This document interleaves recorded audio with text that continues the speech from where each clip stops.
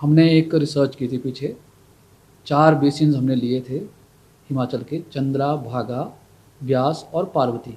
ये जो 4 बेसिन हैं, रिवर बेसिन्स हैं, इनमें हमने स्टडी की थी। ये भी हमने इसलिए लिए थे कि वही एक पीर पंजाल की रेंज आती है जो बीच में आती है, जो दोनों को डिवाइड करती है। तो पीर पंजाल के इस तरफ बहुत ज़्यादा बारिश पड़ती है और पीर पंजाल के उस पार जो है, हम जब लाहौल स्पीति की तरफ जाते हैं तो उस तरफ बारिश कम पड़ती है। और चंद्रा और मणिकर्ण बेसिन, पार्वती बेसिन ऐसे हैं जिसमें बहुत सारे ग्लेशियर्स हैं। और ब्यास बेसिन में तो अगर हम देखें तो उसमें ग्लेशियर्स काफ़ी कम बचे हैं। और एक ऐसा मन में विचार आया था कि भाई एक रिसर्च पेपर मैंने पढ़ा, उसमें बताया था कि पूरे वर्ल्ड में 2016 तक लगभग 1350 ऐसे ग्लेशियर लेक आउटबर्स्ट फ्लड्स हुई थी, जिसमें लगभग 15,000 के आसपास लोग मरे थे। और हमारे ध्यान में ही है कि केदारनाथ में भी 2013 में एक बहुत भीषण त्रासदी हुई थी।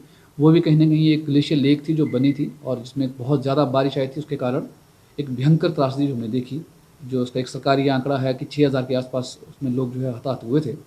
उसके बाद मुझे लगा कि भाई हमारे हिमाचल में भी ऐसे बहुत से ग्लेशियर्स हैं और संभवतः ये भी हो सकता है कि हम उसके बारे में अनजान हों, हमें उसके बारे में जानना चाहिए। तो इसलिए हमने ग्लेशियर लेक्स के बारे में एक स्टडी की थी। तो उसके जब हमने स्टडी की थी तो हमारे पास आज की जो तकनीक है, रिमोट सेंसिंग सैटेलाइट्स हैं, डाटा है, उसका हमने उपयोग किया था, क्योंकि ऐसे दुर्गम क्षेत्रों में जाना संभव नहीं है। तो सैटेलाइट डाटा से ही हमने ये सारा काम किया और सौभाग्य से 1971 का डाटा हमें मिला। 1971 से लेकर के 2011 तक का हमने सैटेलाइट डाटा निकाला और एक अच्छी रेजोल्यूशन का, जिसको हम कहते हैं, 1971 में एक एरियल फोटोग्राफी हुई थी, अमेरिका ने करवाई थी। उसका डीक्लासिफाइड डाटा हमारे पास उपलब्ध था, जिसकी रेजोल्यूशन 2 से 4 मीटर के बीच में थी। उसका उपयोग करके हमने 1971 में कितनी ग्लेशियर लेक्स थी इन 4 बेसिन्स में वो मैप की हैं, फिर 2001 में और 2011 में। तो ऐसा हमने एक कंप्लीट एक इन्वेंट्री हमने 2011 तक की बनाई थी।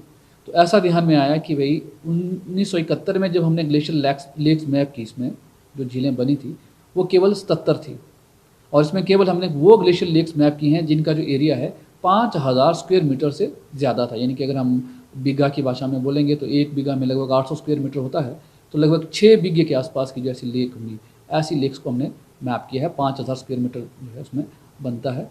तो ऐसी लेक्स को ही हमने मैप किया, उससे छोटी लेक्स को हमने मैप नहीं किया है।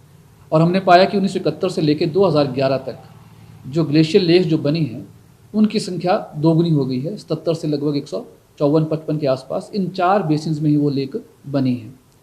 जैसे जैसे हमारा टेम्परेचर बढ़ता जा रहा है, मुझे लगता है कि भाई हिमाचल में भी आएगी और हमें इसके बारे में एक लगातार एक मॉनिटरिंग की आवश्यकता है। हम देखते रहें कि कहाँ क्या हो रहा है। हमने इसमें ये भी पाया कि लगभग 10 लेक्स ऐसी हैं जो पोटेंशियली डेंजरस हैं, यानी कि उनका साइज़ और बाकी सब चीज़ें जब हमने देखी तो हमने पाया कि ये कुछ 16 लेक्स ऐसी हैं जो एक वल्नरेबल हैं, जो कभी भी फट सकती हैं अगर वहाँ पे उस तरह की कंडीशन अगर आ जाती है, जैसे कोई अर्थक्वेक आ गया या ऊपर से कोई ग्लेशियर या स्नो एवलांच आ गया, कोई लैंडस्लाइड हो गया। ऐसी घटना अगर होती है या फिर कोई बहुत ज़्यादा बारिश उस बेसिन में हो गई तो वो भी फट सकती हैं।